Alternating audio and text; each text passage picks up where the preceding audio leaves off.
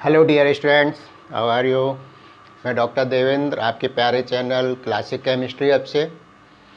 जैसा कि हमारा सेकंड चैप्टर चल रहा है स्ट्रक्चर ऑफ एटम, और इसमें हमने लास्ट वीडियो में क्वांटम मैकेनिकल मॉडल के लिए जो यानी कि क्वांटम मैकेनिकल मॉडल के फॉर्मुलेशन के लिए जो बेसिक कंसेप्ट दिए थे, एक तो डी ब्रोगली कंसेप्ट था जिसमें अपने ड्वेल नेचर ऑफ मैटर के बारे में पढ़ा, और एक हमारा था अनसर्टेनिटी प्रिंसिपल, यानी जिसमें हम किसी भी एक समय पर माइक्रोस्कोपिक पार्टिकल इलेक्ट्रॉन्स के लिए अपन उसकी पोजीशन और उसके मोमेंटम को एक्यूरेटली फाइंड आउट नहीं कर सकते, यानी उसमें आपके क्या होते हैं, अनसर्टेनिटी होती है।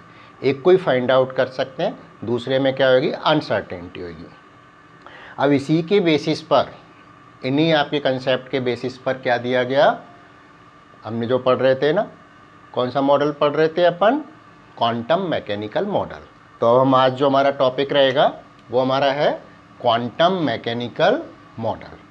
आज हम इसको पढ़ेंगे क्या होता है। वैसे हम इसका बेसिक कंसेप्ट पढ़ चुके हैं, quantum mechanical model for an atom, यानी एटम के लिए क्वांटम मैकेनिकल मॉडल के बारे में पढ़ेंगे। और एटम्स में अपन जानते हैं एटम इटसेल्फ भी क्या है, माइक्रोस्कोपिक पार्टिकल है, और इनमें क्या होते हैं, इलेक्ट्रॉन्स होते हैं। तो इलेक्ट्रॉन्स तो माइक्रोस्कोपिक पार्टिकल होंगी, तो वो हम यहाँ पर देखते हैं। ठीक है, तो सबसे पहले तो अपन जो क्वांटम मैकेनिक्स है उसको क्लासिकल मैकेनिक्स के साथ कंपेयर करते हुए आगे बढ़ेंगे, कि जैसे अपन क्वांटम मैकेनिक्स या क्वांटम मैकेनिकल मॉडल है, इसको तो हम किसके लिए यूज करते हैं, माइक्रोस्कोपिक पार्टिकल के लिए। और जो क्लासिकल मैकेनिक्स है, ये क्लासिकल मैकेनिकल मॉडल है, उसको अपन मैक्रोस्कोपिक पार्टिकल्स के लिए यूज करते हैं। तो अपन उसको लेते हुए बढ़ते हैं। तो फर्स्ट पॉइंट अपन इसमें यही लिखेंगे कि क्लासिकल मैकेनिक्स अपन किसके लिए यूज करते हैं। ठीक है, तो बेसिकली देखा जाए तो जो क्लासिकल मैकेनिक्स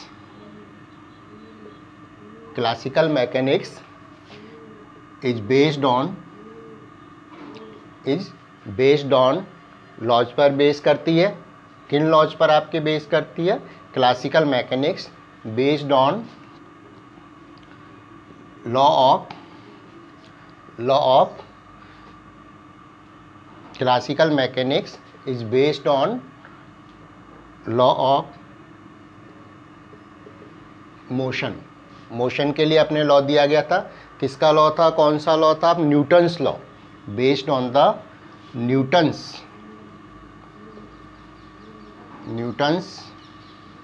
अपन ऐसे based on the law of Newton's motion law, या अपन इसको थोड़ा सा और मॉडिफाई कर सकते हैं, classical mechanics is based on Newton's law of motion, Newton's law of motion. अगर बेसिकली देखा जाए तो क्लासिकल मैकेनिक्स किस पर बेस है, न्यूटन्स लॉ ऑफ मोशन पर बेस्ड है। ठीक है, इसमें अपन क्या है, it is used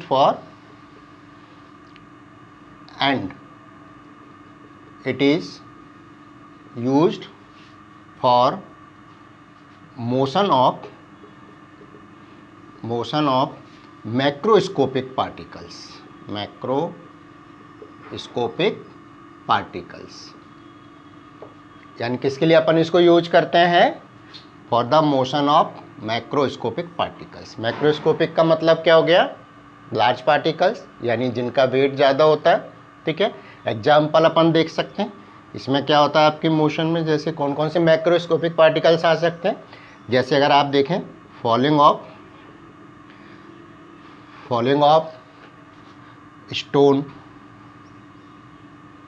of stone, अगर कोई पत्थर गिर रहा है तो वो क्या हो गया, क्लासिकल मैकेनिक्स पे बेस्ड होगा।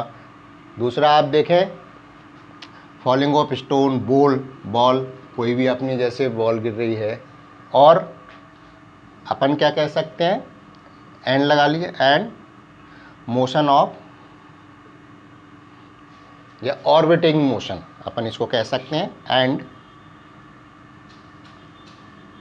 Orbiting motion. Of planets.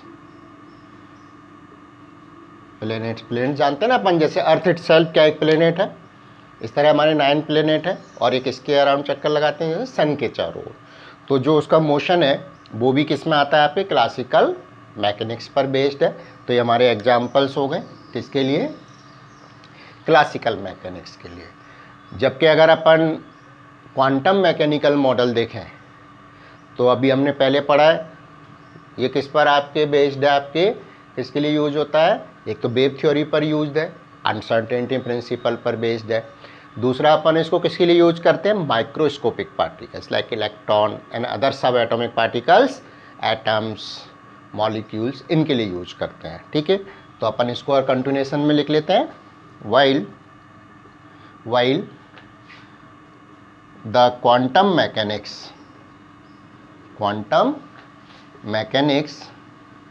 ये इंपॉर्टेंट पॉइंट है इसका, while the quantum mechanics is used for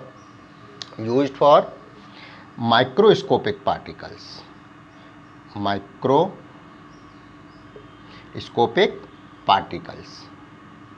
किसके लिए यूज होती है, माइक्रोस्कोपिक पार्टिकल्स के लिए यूज करते हैं, लाइक इलेक्ट्रॉन्स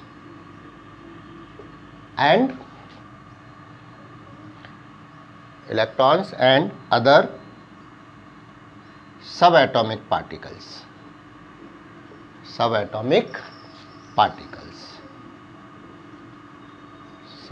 पार्टिकल्स और क्या क्या होगा इसमें, अगर आप देखेंगे एटम्स,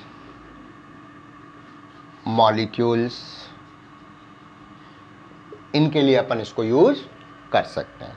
तो फर्स्ट पॉइंट तो आपके यही हो गया कि क्लासिकल मैकेनिक्स किस पर बेस्ड है, कहाँ पर यूज करते हैं अपन, जबकि क्वांटम मैकेनिक्स अपन कहाँ पर यूज करते हैं। समझ में आ गया। तो पहला फर्स्ट पॉइंट आप बता रही है, फिर अपन देखते हैं क्वांटम मैकेनिक्स का नेक्स्ट पॉइंट क्या होगा। नेक्स्ट पॉइंट ये होगा कि क्वांटम मैकेनिक्स अलग से एक ब्रांच हो गई, किसकी, साइंस की, इधर branch of science which is deals the motion of microscopic particle. किसके मोशन को डील करती है, माइक्रोस्कोपिक पार्टिकल को डील करती है। And it is also accounts a dual nature of matter, जो हमने डी ब्रॉगली कंसेप्ट में पढ़ा था। तो नेक्स्ट पॉइंट पर अपन लिख लेते हैं, इसके लिए क्या होगा, इट इज किसके लिए है, क्वांटम, मैं इसको इस तरह से लिख लेता हूँ, पूरा ही नाम लिख देता हूँ मैं इसका, quantum mechanics is the branch of science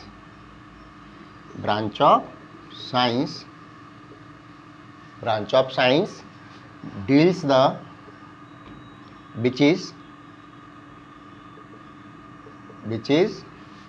deals the motion of microscopic particles,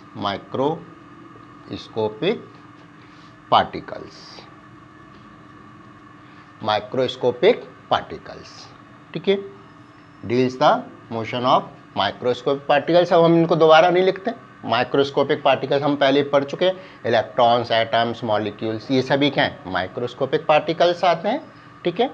and also account for dual nature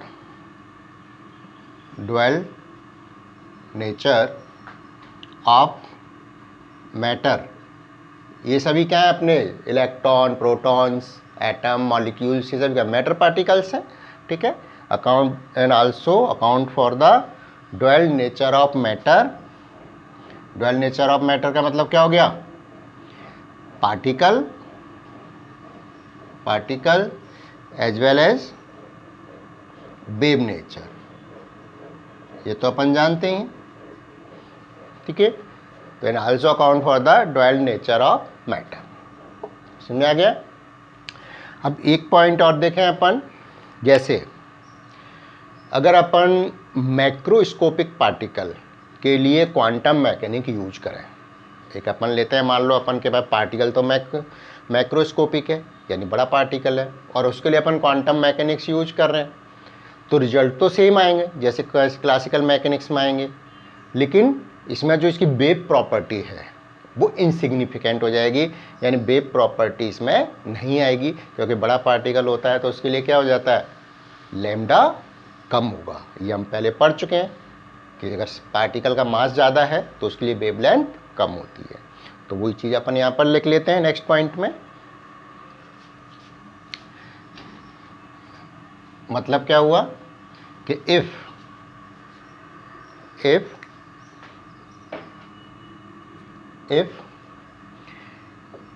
quantum mechanics, ये कुछ इनके मोस्ट इम्पॉर्टेंट पॉइंट्स हैं, वो मैं यहाँ पर आपको बता रहा हूँ, तो इनके बारे में पता होना चाहिए। If quantum mechanics used for macroscopic particles then results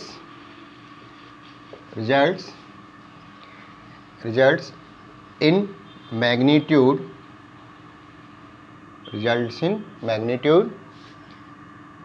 are similar to results of classical mechanical model. उनके रिजल्ट्स क्या थे, क्लासिकल मैकेनिकल मॉडल के अकॉर्डिंग थे, बट वेव प्रॉपर्टीज वर क्या थी, इनसिग्निफिकेंट,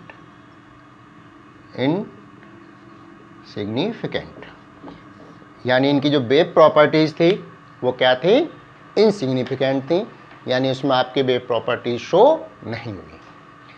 तो ये इसके 3 पॉइंट्स थे मेन, जो अपन ने अभी देखे। अब अपन देखते हैं कि क्वांटम मैकेनिकल मॉडल दिया किसने था, ठीक है, और ये रिलेटेड किससे था, ठीक है। तो क्वांटम मैकेनिकल मॉडल श्रोडिंगर ने दिया था, and it is related to the motion of electron, wave motion of electron के wave motion से related था। तो अपन अब लिख लेते हैं नेक्स्ट पॉइंट में, दिस मॉडल, अब मैंने आपको दिस मॉडल लिख दिया क्योंकि अपना यही चल रहा है quantum mechanical model. This model is developed by Schrodinger, ये साइंटिस्ट का नाम है, डेवलप्ड बाई श्रोडिंगर। वैसे देखा जाए पूरा नाम इसका इरविन श्रोडिंगर है। क्या है, बाई इरविन श्रोडिंगर इन 1926 में इसने इसको दिया, ठीक है। And it is associated with, किसके साथ एसोसिएट था, it is associated with wave motion of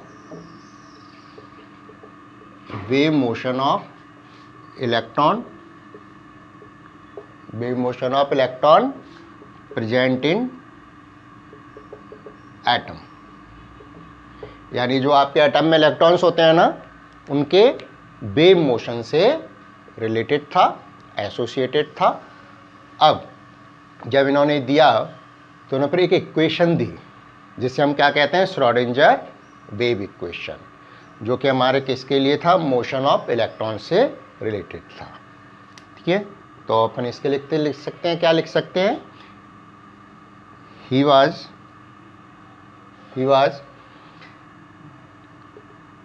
given an equation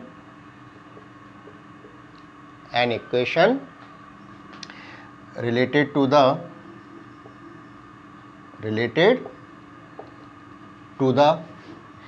wave motion of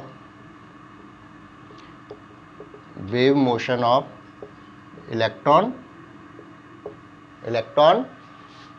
in 3-dimensional space, क्योंकि इलेक्ट्रॉन तो किधर भी मूव कर सकता है, तो इन्होंने किसके रिलेट किया, 3-dimensional स्पेस में इलेक्ट्रॉन के मोशन से इक्वेशन दी। तो ये was given an equation related to the wave motion of electron in 3-dimensional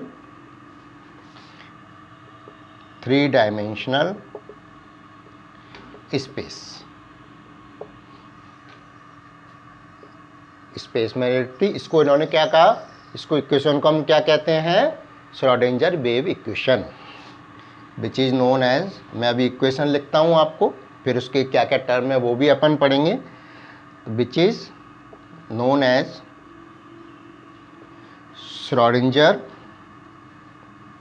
Schrodinger wave equation. इसको हम क्या कहते हैं, श्रोडिंगर वेव इक्वेशन, जो इन्होंने दी। ठीक है, अब मैं इक्वेशन लिखता हूँ, एक बार आप इनको कॉपी कर लीजिए।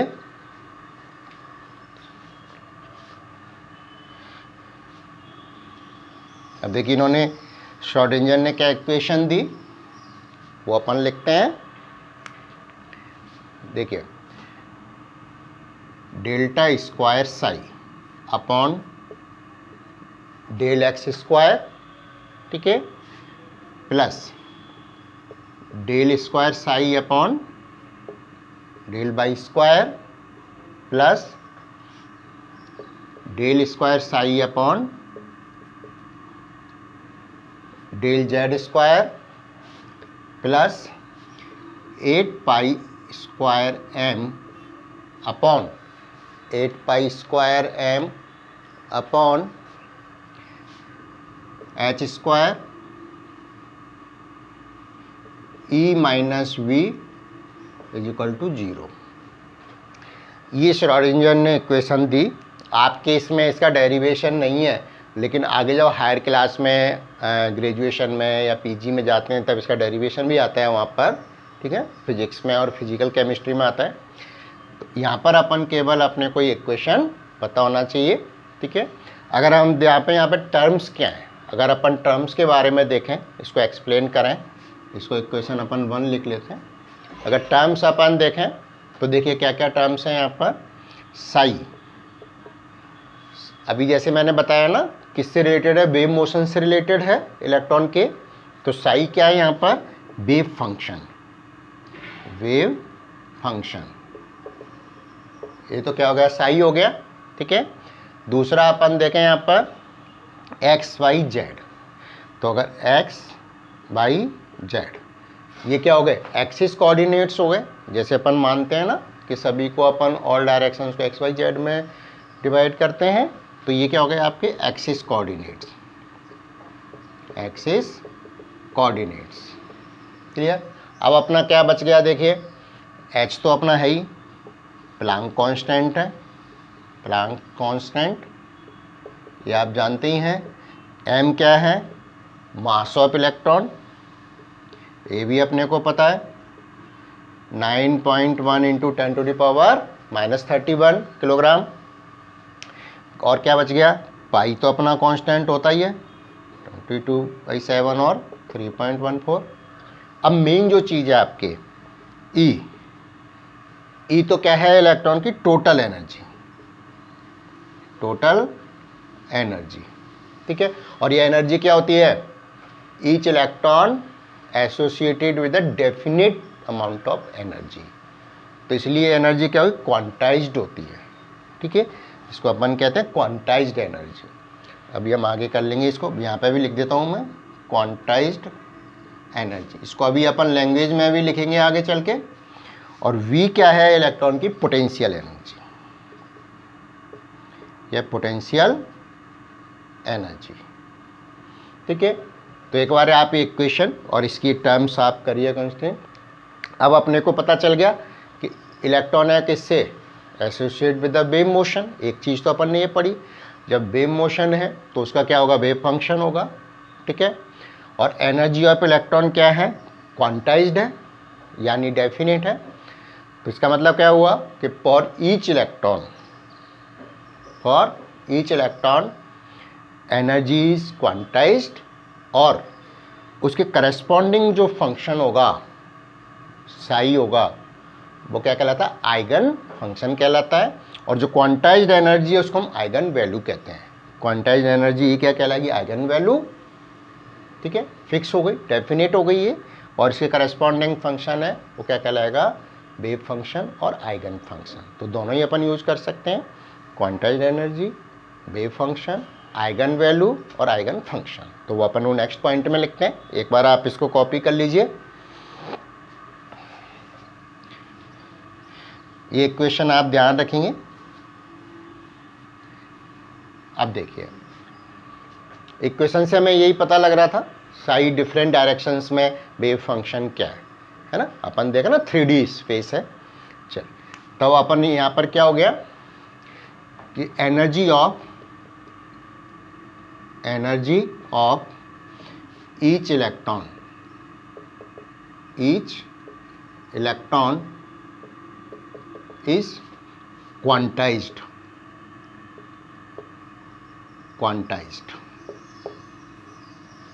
क्वांटाइज्ड, ठीक है, which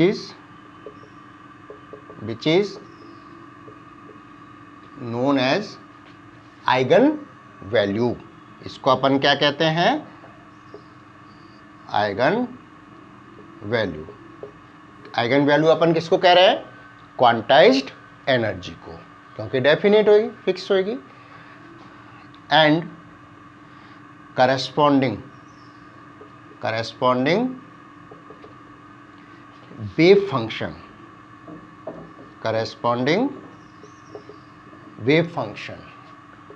वेव फंक्शन क्या आता है, साई। अभी अपन ने देखा corresponding wave function is known as eigen function. जैसे आइगन वैल्यू है वो क्या होगा, आपके आइगन फंक्शन। ये टर्म आप ध्यान रखेंगे, ठीक है। तो यहाँ पर एनर्जी ई, जो टोटल एनर्जी थी वो क्या होगी, आइगन वैल्यू हो गई, उसकी क्वांटाइज्ड एनर्जी हो गई।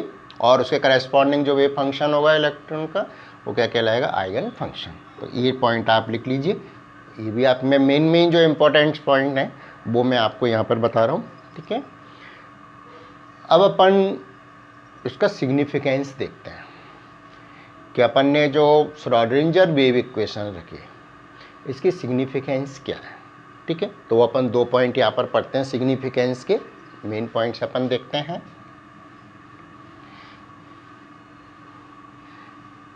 सिग्निफिकेंस, अब इसके अपन क्या देखते हैं, सिग्निफिकेंस देखें।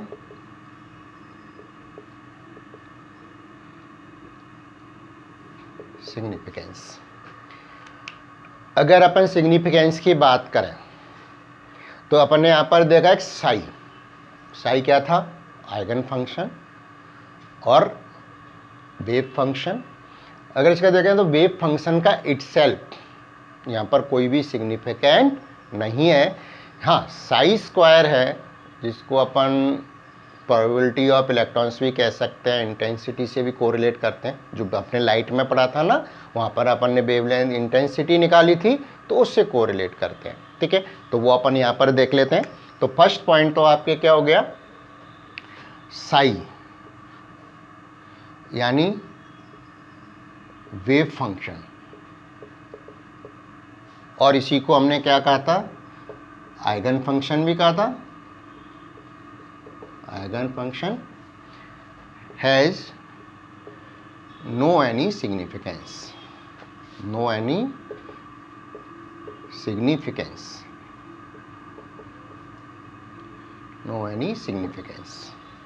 ठीक है ना। बट मैं इसी में लिख देता हूं, बट साई स्क्वायर आपके क्या हो गया, electron density, electron density having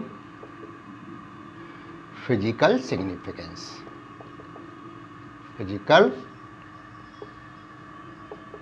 significance, यानी सिग्निफिकेंस किसका है, साई स्क्वायर का, जिसको अपन क्या कहते हैं, इलेक्ट्रॉन डेंसिटी से कोरिलेट करते हैं, इलेक्ट्रॉन डेंसिटी कहते हैं। अब इसी में लिख देता हूँ आपको आगे, it is correlate, it is correlate with the, किससे कोरिलेट कर सकते हैं, with the intensity, intensity of light radiation, intensity of light radiation, ये हम पढ़ चुके हैं। इंटेंसिटी ऑफ लाइट रेडिएशन ये क्या होता है, एम्पलीट्यूड का स्क्वायर, ए स्क्वायर। ये आपने वेव पढ़ी थी ना, आपको ध्यान होगा, ये आप मान लो वेव बनाते हैं, ठीक है, तो इसका ये क्या था, इसको अपन क्या कहें, एम्पलीट्यूड ही तो कह रहे थे, ठीक है, और इसका स्क्वायर, ये ए क्या है यहाँ पर, एम्पलीट्यूड, एम्पलीट्यूड, ठीक है ना, और इसका स्क्वायर क्या था, इंटेंसिटी। सिमिलरली ये तो किसके लिए था, इलेक्ट्रोमैग्नेटिक रेडिएशन के लिए। अब मान लीजिए अपन किसको कर रहे हैं यहाँ पर, इससे इलेक्ट्रॉन को कर रहे हैं, तो इलेक्ट्रॉन का आपके क्या होगा, इलेक्ट्रॉन डेंसिटी हो गया, ठीक है, वही आपको इसी तरह से कोरिलेट करते हैं।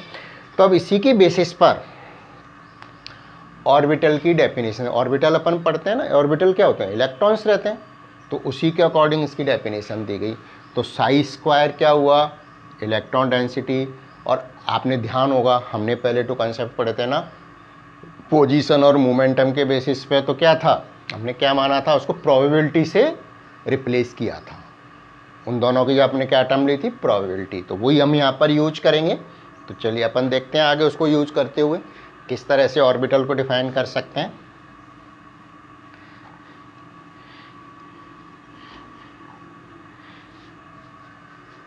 तो साई स्क्वायर क्या है,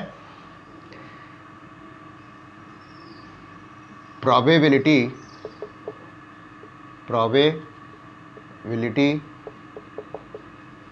probability of finding electron,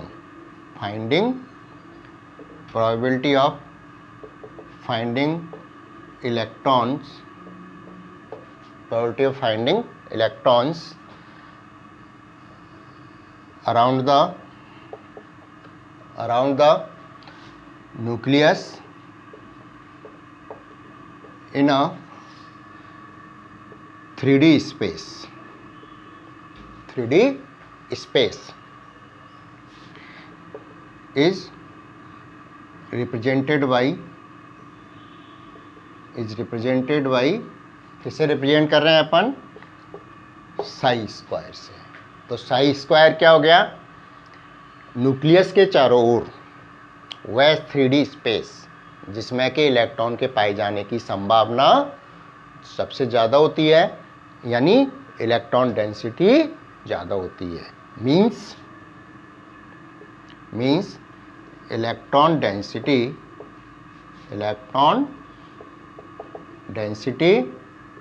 is maximum ना। जैसे अपन पढ़ते हैं ना न्यूक्लियस, तो इसके चारों ओर जो इलेक्ट्रॉन डेंसिटी होगी ना मैक्सिमम, उसको अपन किससे रिप्रेजेंट करते हैं, साई स्क्वायर से, और इसी को हम क्या कहते हैं, ऑर्बिटल कहते हैं, ठीक है। तो नेक्स्ट अपन ऑर्बिटल की डेफिनेशन लिख लेते हैं, इसी पर बेस ऑर्बिटल की डेफिनेशन बनेगी। तो ऑर्बिटल क्या हुआ आपका, अगर अपने को ऑर्बिटल को डिफाइन करना है, तो ऑर्बिटल क्या हुआ, ऑर्बिटल होगा आपकी स्पेस, 3D स्पेस, अपन ऐसे लिख लेते हैं इसको, 3D space around the nucleus, around the nucleus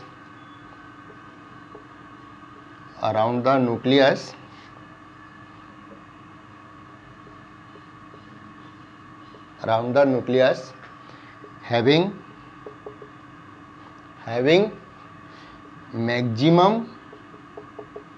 maximum electron density, अभी मैक्सिमम इलेक्ट्रॉन डेंसिटी ये आपकी क्या होगी, ग्रेटर देन, या अपन ऐसे कह सकते हैं अराउंड 90%, यानी मैक्सिमम डेंसिटी हो गई, इज कॉल्ड ऑर्बिटल। उसको हम क्या कहेंगे, ऑर्बिटल कहते हैं। तो ऑर्बिटल क्या हो गया, एक 3D स्पेस हो गया। अभी हम इनको डिफ्रेंशिएट करेंगे, क्योंकि पहले अपन ने क्या पढ़ा है, ऑर्बिट पढ़ा है जो बोर थ्योरी में पढ़ा। अब ये इसने किसके बारे में बताया, क्वांटम मैकेनिकल मॉडल ने ऑर्बिटल के बारे में पढ़ा। तो अभी हम इनको डिफ्रेंशिएट भी करेंगे दोनों को, कि ऑर्बिट और ऑर्बिटल में क्या डिफरेंस है, ठीक है। तो अगर आप अब देखोगे तो ऑर्बिटल क्या हो गया, 3D space around the nucleus, जहाँ पर क्या आपकी मैक्सिमम इलेक्ट्रॉन डेंसिटी होती है, वो क्या कहलाती है, ऑर्बिटल कहलाता है। क्लियर, यहाँ तक सबको समझ में आ गया। अब अपन आगे दोनों का डिफरेंस पढ़ लेते हैं कि ऑर्बिटल और ऑर्बिट में डिफरेंस क्या है। कई बार इस पर क्वेश्चन भी आता है, छोटे छोटे आपके क्वेश्चन आते हैं इसमें, तो देख लीजिए। अब हम नेक्स्ट टॉपिक इसी से रिलेटेड पढ़ लेते हैं, difference in orbit and orbital. ये हमारा लास्ट टॉपिक है आज के वीडियो का, डिफरेंस बिटवीन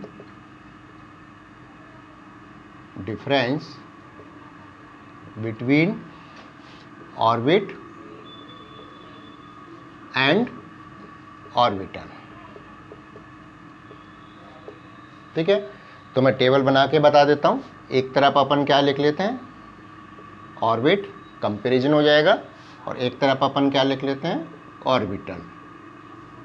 ठीक है, तो सबसे पहले अपन देखें ऑर्बिट। ऑर्बिट का आपने देखा है, इसका जो पाथ है वो क्या था, सर्कुलर पाथ होता है। ठीक है, इसमें ऑर्बिट में अपन देखा ना बोर मॉडल में, वो क्या कहता है कि they rotate in the circular path around the nucleus. तो अपन क्या लिख सकते हैं ऑर्बिट के लिए, ये पढ़ चुके हैं अपन। ऑर्बिट का क्या होता है, सर्कुलर पाथ। ठीक है, circular path around the nucleus. ठीक है, ये किसका हो गया, ऑर्बिट का हो गया। अगर अपन ऑर्बिटल की बात करें तो ऑर्बिटल में अपन ने देखा ना क्वांटम मैकेनिकल मॉडल में, ये क्या है, वेव मोशन है। यहाँ पर अपन देखें तो इलेक्ट्रॉन का क्या होता है, वेव मोशन होता है। ठीक है, ये सब हम किसका पढ़ रहे हैं, इलेक्ट्रॉन्स का पाथ के बारे में पढ़ रहे हैं। ठीक है, तो अगर हम यहाँ पर देखें तो क्या होगा, वेव मोशन होता है, वेव मोशन ऑफ इलेक्ट्रॉन। ठीक है, और ये क्या है, सर्कुलर पाथ ऑफ इलेक्ट्रॉन्स। अपन ऐसे कर लेते हैं, circular path of electrons around the nucleus. अब देखें ऑर्बिट में क्या होता है, इलेक्ट्रॉन एक डिस्क लाइक स्ट्रक्चर में है। कहाँ पर है, सर्कुलर पाथ पड़ा तो किस में प्रेजेंट है, डिस्क लाइक स्ट्रक्चर में, डिस्क शेप ऑर्बिट में प्रेजेंट होते हैं। तो electrons present in disc like structure, disc like shape में प्रेजेंट होते हैं। अगर यहाँ पर आप देखो तो ये क्या है, इसका 3D स्पेस है, अभी बताया ना, और इलेक्ट्रॉन्स किस में, 3D स्पेस में प्रेजेंट होते हैं। तो अगर अपन यहाँ पर देखें ऑर्बिटल क्या हो गए आपके, इलेक्ट्रॉन्स प्रेजेंट इन 3D स्पेस, उसी को तो हम क्या कहते हैं, ऑर्बिटल कहते हैं। अगर ऑर्बिट अपन देखें तो इनकी शेप फिक्स है। ठीक है ना, इसकी क्या हो गई, डिस्क लाइक शेप हो गई, एक सर्कुलर पाथ में घूम रहे हैं। तो ऑर्बिट की क्या हो गई आपके, डिस्क लाइक शेप। ऑर्बिट की। और इधर देखें तो इनमें डिफरेंट शेप होती है। ऑर्बिटल आपका स्फेरिकल भी हो सकता है, डम्बल शेप भी हो सकता है, डबल डम्बल भी हो सकता है, ये अपन आगे भी अभी पढ़ेंगे, ठीक है ना। तो अगर यहाँ पर देखें तो अपन ये क्या हो सकते हैं, spherical, dumbbell shape, double dumbbell, double dumbbell shape, ठीक है ना। तो इस तरह से ये हो सकते हैं डबल डम्बल। इसमें आपकी ये यू नहीं आएगा, इसमें अपन ये लिखेंगे डम्बल शेप, ठीक है ना। ये भी आपके डम्बल शेप, ठीक है, डबल डम्बल शेप। क्लियर, इनकी शेप हो सकती है ऑर्बिटल की।